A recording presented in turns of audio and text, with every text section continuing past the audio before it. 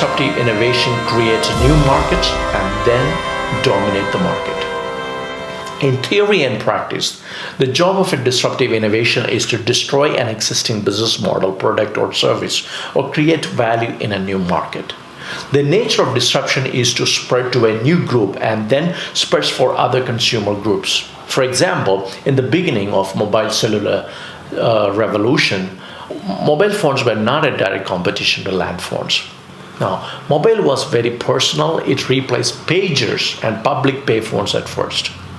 At first, mobile phones entered a new market, serving customers who wanted mobility on the first place. Later, when the call charges were dropped, a wider disruption occurred, making it more accessible and affordable to the majority of the population. So in most countries, mobile phones became a common phenomenon and they started replacing land phones. In this particular case, there were two types of disruption that took place. One was the new market disruption, which changed the status quo with the radical innovation. And secondly, the mass disruption, where the majority of customers started adopting these new changes. So disruptions have wider and broader implications. Some disruptions are highly radical in nature. They literally destroy one industry, product or service or business models and create a new one. It may extend its impact to every streams of human enterprise, cultures, and living, which was previously unaffected by it.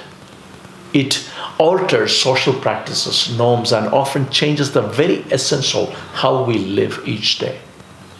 Innovations like telephones, satellite televisions, photocopier, automobile, computers, internet, email, online shopping, digital payments, ATMs, they're all examples of this.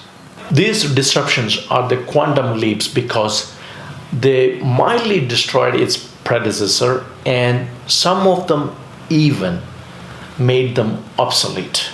Therefore, disruptive innovation can be called the new Darwinism in business itself. On the other hand, disruptions also gave rise to several enterprises and turned once perceived luxuries into basic human necessities of today. Disruptions gave the power to do things better, faster, easier, and more than what preceded them. The Gutenberg press was a disruption of printing faster, and Henry Ford's Model T car was the first mass-produced car in the market way back in 1906, making it more affordable to a wide majority of people, even though there were more than 600 car manufacturers existed worldwide at the same time. Most of the disruptions are the result of mere focus of companies while innovating. With Ford and Gutenberg, they wanted mass consumption. Similarly, the engineers at NASA, they want in their innovations to be lighter.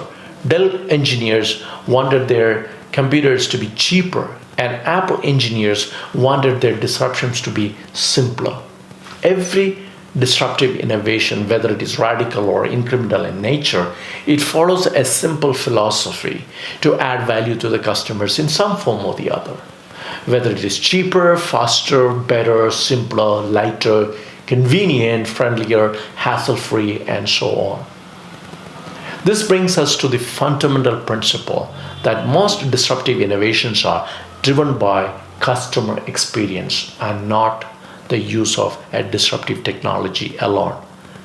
What makes disruptive innovations possible? Maybe technology makes it possible, but technology is not the heart or the driving factor to make a disruptive innovation.